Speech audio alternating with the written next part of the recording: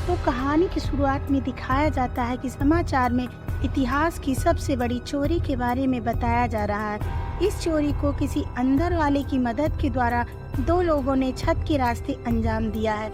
इसके बाद जेम्स नाम का जासूस किसी से पूछताछ करता दिखाई देता है, जिसका नाम एडी है।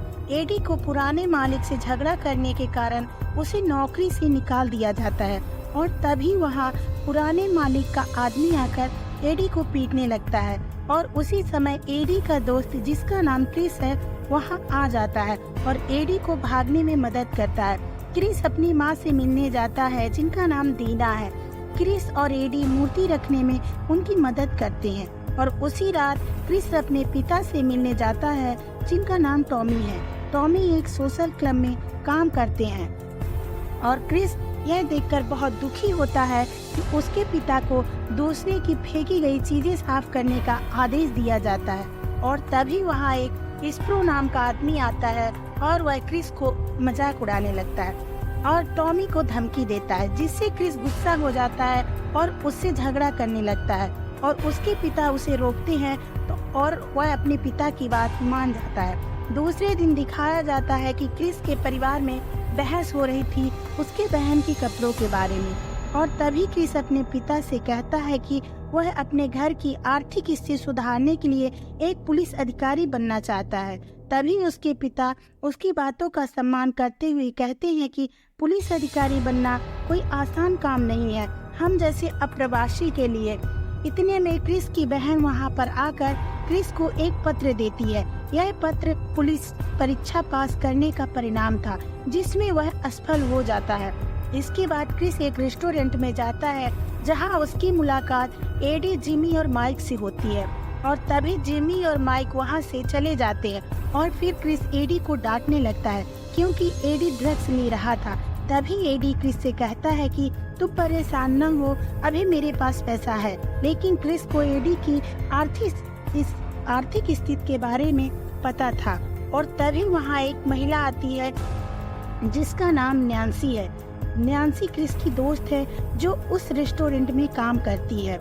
नैन्सी ने जब क्रिस को देखा तो क्रिस से बोली कि एडी से दोस्ती करने के कारण तुम पुलिस परीक्षा पास नहीं कर पाए हो और तभी क्रिस को एक नौकरी का इश्तिहार मिलता है। यह नौकरी एम्पायर बख्तावर कंपनी कार में मनी डिलीवरी की होती है और इसके लिए वह अप्लाई कर देता है और उसकी नौकरी लग जाती है, जिसमें उसकी सैलरी $200 प्रति सप्ताह होती है और इस नौकरी में उसे एक नया साथी मिलता है जिसका नाम टोनी है। टोनी और क्रिस अपना काम करने लगते हैं जिसमें उन्हें पैसा इकट्ठा करके उसकी डिलीवरी करनी होती है। तभी क्रिस को उसके पास एक नीली वैन खड़ी दिखाई देती है जिसे वह नजरअंदाज करते हुए अपना उस दिन का सारा काम खत्म कर लेता है।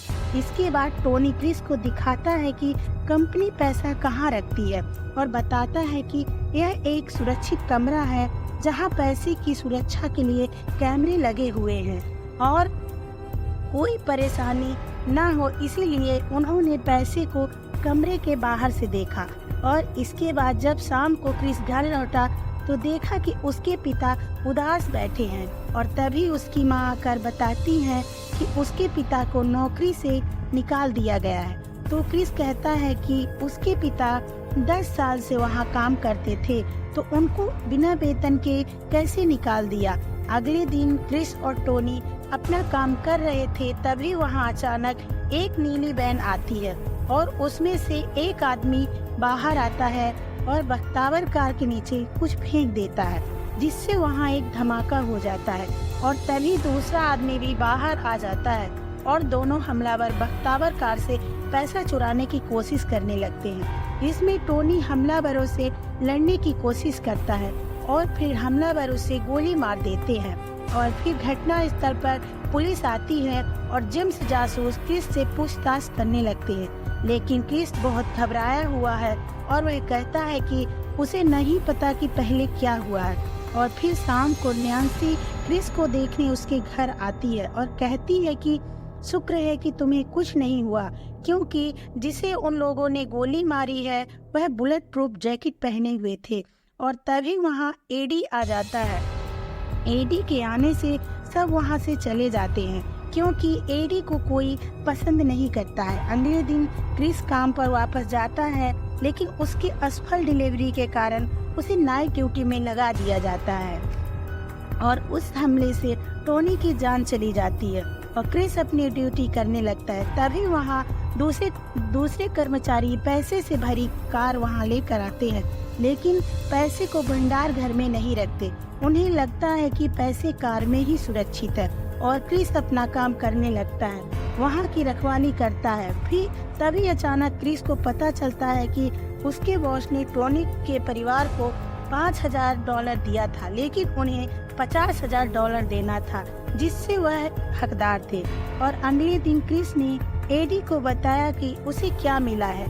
तब एडी ने क्रिस को कुछ पैसे चुराने की सलाह दी और एडी क्रिस को समझाता है कि वहाँ इतने पैसे हैं कि तुम्हारे बॉस को कुछ नहीं पता चलेगा, और क्रिस अपने काम पर चला जाता है। दूसरे गार्ड वहाँ से चले जाते हैं और क्रिस सुरक्षित दरवाजा खोलता है।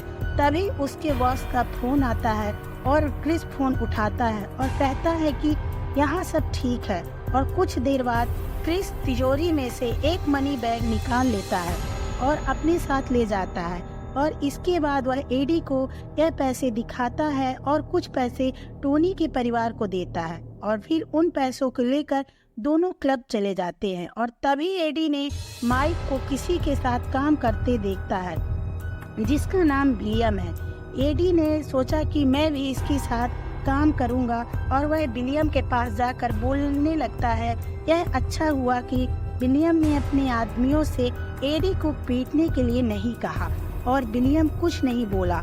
और फिर इसके बाद क्रिस और एडी गए माइक और जिम्मी के साथ घूमने, और फिर एडी ने जिम्मी और माइक को क्रिस को मिले पैसे के बारे में बताया। तो माइक ने क्रिस से पूछा, लेकिन क्रिस ने कुछ नहीं बताया, और माइक और जिम्मी वहाँ से चले जाते हैं। तभी क्रिस एडी को डांटने लगता है कि उसने इतनी महत्वपूर्ण बातें क्यों बताई। तब एडी ने कहा कि वह इस खजाने को लूटना चाहता है। तब क्रिस ने एडी से कहा कि तुम इसके परिणामों के बारे में नहीं जानते हो। तो एडी कहता है कि वह पहले ही जेल का स्वाद चख चुका है और इसमें बहुत ज्यादा सजा नहीं होती है। और फिर क्रिस घर वापस आता है तो अपने पिता को सोते हुए देखता है और सोचता है कि उसके घर को पैसे की बहुत जरूरत है। अगले दिन क्रिस अपनी ड्यूटी पे जाता है और वह एडी को फोन लगाता है और उससे मिलने के लिए कहता है। इसके बाद उसने एक नक्शा बनाया और एडी, जिम्मी और माइक को एम्पायर बिल्डिंग में घुसने के लिए। तभी अचानक जिम्मी ने कहा कि वह इस चोरी में शामिल नहीं होगा। तो माइक ने कहा कि अगर यह बात है किसी को बताई तो उसे मार डालेगा।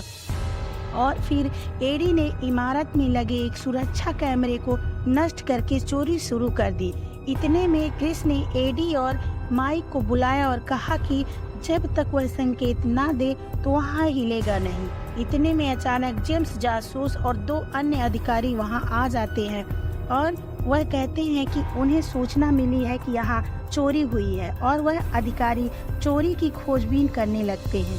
तब क्रिस ने एडी को फोन लगाया और कहा कि यहाँ कुछ पुलिसकर्मी आए हैं और पूछताछ कर रहे हैं। और तभी जेम्स जासूस क्रिस के पास आ जाते हैं और पूछते हैं कि यह कौन था जिससे फोन में बात कर रहे थे। तो क्रिस झूठ बोलता है कि उसकी माँ थी खाने के लिए बुला रही थी। इतने में 2 अधिकारी जेम्स को बुलाते हैं कि यहाँ 2 हथियारबंद लोग गिरफ्तार किया गया है। इतने में गोली चलने की आवाज आती है और जेम्स और उनके साथी उन संदिग्धों को मार गिराते हैं। इसके बाद माइक एडी को जिम्मी से मिलाने ले गया और उसने ही जैसे ही जिम्मी को देखा तो तुरंत बंदूक उठाई और जिम्मी को मार डाला। इसे लगा कि जिम्मी ने उसे धोखा दिया है और पुलिस अधिकारियों को सब कुछ बता दिया है। अगले दिन एडी क्रिस के घर आता है और उसे बताता है कि माइक ने जिम्मी को मार दिया। उसे लगा कि उसने धोखा दिया है। और फिर क्रिस अपने कार्यालय में काम कर रहा था और तभी छत की दीवार टूटती है और एडी नीचे गिरता है और क्रिस एडी पर गुस्सा होता है कि उसने छत तोड़ दी और फिर इतने में बॉस का फ़ोन आता है और क्रिस फ़ोन उठाता है और झूठ बोलता है कि यहाँ सब ठीक है। एडी ने क्रिस से चाबी देने के लिए और सुरक्षित दरवाज़ा खोलने के लिए दबाव बनाया और फिर पैसे चुराने के बाद कैमरे को तोड़ दिया और क्रिस के सिर के पीछे जोर से मारा। अगले दिन पुलिस FBI पहुंची क्योंकि यह तीसरी बार चोरी हुई थी। जेम्स और मैरिचल नामक FBI एजेंट क्रिस से पूछताछ करते हैं कि यहाँ क्या हुआ था।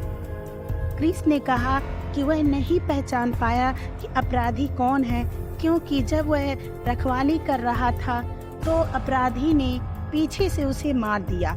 और फिर इसके बाद क्रिस घर लौटा तो देखा कि उसके घर में पत्रकारों की भीड़ लगी है। तो क्रिस बिना कुछ बोले अंदर चला जाता है और क्रिस एडी को फोन लगाने लगता है तो उसका फोन नहीं लगता, जिससे क्रिस घबरा जाता है और उसे ढूंढने जाने लगता है। तो क्रिस के पिता आ जाते हैं और कहते हैं कि अगर इसमें एडी शामिल है तो वह वादा करते हैं कि अपने हाथों से उसे गोली मारेंगे। इतने में मैरिचल स्वागत की तैयारी करते हुए एक उच्च अधिकारी का, जिनका नाम रूडी गिउलानी है, उन्हें चुराए हुए पैसे के बारे में बताते हैं कि यह रकम $10 मिलियन थी। तो रूडी गिउलानी क्रिस पर संदेह जताते हैं और कहते हैं कि इसमें क्रिस शामिल था। तो मैरिचल कहते हैं कि क्रिस ऐसा नहीं कर सकता। इसके बाद रूडी गिउलानी ने कहा कि कुछ माफियाओं को गिरफ्तार कर लो, उनसे पूछताछ करनी है। तो मैरिचल और एक एजेंट जिनका नाम नुगेट है, माफियाओं को गिरफ्तार कर लेते हैं। रूडी गिउलानी कहते हैं कि यह बहुत बड़ी रकम है, इसमें माफियाओं द्वारा ही किया जा सकता है। और फिर चोरी का हिस्सा आपस में बांटने के बाद क्रिस ने एडी को जोर से मारा, क्योंकि जो उसने पहले उसके साथ किया था। और क्रिस ने एडी को बोला कि अब वह दोबारा उसके सामने ना आए। जब एडी वहां से चला जाता है तो देखा जाता है कि जेम्स जासूस उसका पीछा कर रहा था। इसके बाद एडी माइक की कार में बैठ जाता है तो माइक उससे कहता है कि क्रिस अगर उसके साथ नहीं आएगा तो वह उसे मार डालेगा। तो एडी ने कहा कि वह आने के लिए तैयार था, लेकिन अब क्रिस को इसमें शामिल नहीं करना चाहता है। और कार्यालय में जेम्स संदिग्धों की तस्वीरें देख रहा था तो उसे पता चला कि एडी और माइक पूर्व में मुजरिम थे। तब उसी रात सोशल क्लब में स्प्रो ने माइक से जिमी के बारे में पूछा तो माइक ने कहा कि उसे बहुत काम है तो वह उसके साथ नहीं रहता है। और तभी अचानक जेम्स जासूस और एक अन्य अधिकारी जिसका नाम जॉनसन है वहां आ जाते हैं और माइक से एम्पायर बिल्डिंग की चोरी के बारे में पूछने लगते हैं। तभी स्प्रो ने कहा कि उसमें माइक शामिल नहीं हो सकता। और फिर कार्यालय में जेम्स बिल्डिंग में लगे कैमरे की फुटेज की जांच कर रहा था तो उन्हें एक नकाबपोश आदमी कैमरे को नष्ट करते दिखाई देता है और क्रिस को बुलाया जाता है। और जेम्स जासूस क्रिस का कबूलनामा फिर से सुनना चाहते हैं, क्योंकि जेम्स को लगता है कि नकाबपोश चोर के साथ कोई और साथी काम कर रहा था, क्योंकि जब उसने कैमरा तोड़ा हो सकता है कि किसी अंदर वाले आदमी से बात की हो। उस सवाल से क्रिस घबरा जाता है, लेकिन उसने फिर झूठ बोला कि वह कुछ नहीं देखा। और फिर उसी रात स्प्रो के आदमी क्रिस को उठा ले जाते हैं, वहां उससे मिलना चाहते हैं। और इसी बीच एडी और माइक विलियम के साथ व्यापार करना चाहते थे। जो पैसा उन्होंने चुराया था उससे ड्रग्स खरीदना चाहते थे। क्रिस ने मिलने के बाद स्प्रो से एम्पायर बिल्डिंग के बारे में पूछा तो क्रिस ने कुछ नहीं बताया। और तभी पता चला कि कोई अंदर गया तो क्रिस ने देखा कि यह जिमी है, जो मरा नहीं है, जीवित था।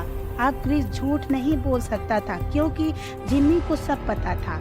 और इधर जेम्स जासूस एडी के लॉकर की जांच करने जाते हैं। और जब वह जांच करते हैं तो उन्हें एक कागज मिलता है जिसमें एम्पायर बिल्डिंग का नक्शा बना रहता है, जो क्रिस ने एडी के लिए बनाया था।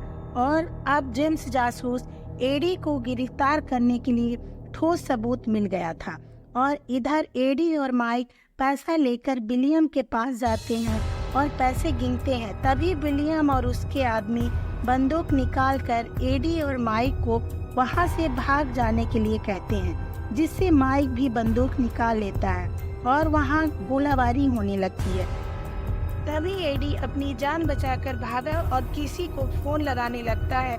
जेम्स जासूस आ जाते हैं और उसे पुलिस थाने में ले जाते हैं। पुलिस थाने में जेम्स ने एडी से क्रिस के ठिकाने और चोरी से मिले आधे पैसे के बारे में पूछा, लेकिन एडी ने कुछ नहीं बताया, जिससे पुलिस को उसे छोड़ना पड़ा। और इधर क्रिस को पता चला कि पुलिस उसके घर को घेर लिया है और फिर वह नैन्सी से मिलने जाता है और उसे बताता है कि वह चोरी के बाकी पैसे मूर्ति में छिपाया है, जो पहले उसने अपनी माँ को दी थी।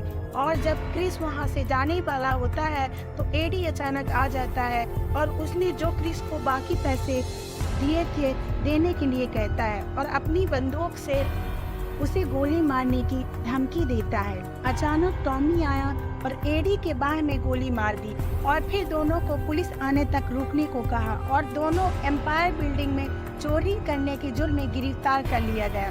और कुछ समय बाद न्यूज में चोरी की जानकारी दी गई, लेकिन बाकी पैसे नहीं मिले। चोरी के परिणाम स्वरूप बाकी पैसा निश्चित रूप से क्रिस के परिवार को दे दिया गया, क्योंकि पकड़े जाने से पहले ही क्रिस ने नैन्सी को बताया था कि पैसे कहाँ छिपाए हैं। दोस्तों, अगर आपको यह वीडियो अच्छी लगी हो तो प्लीज़ इस वीडियो को लाइक और चैनल को सब्सक्राइब जरूर करें। धन्यवाद।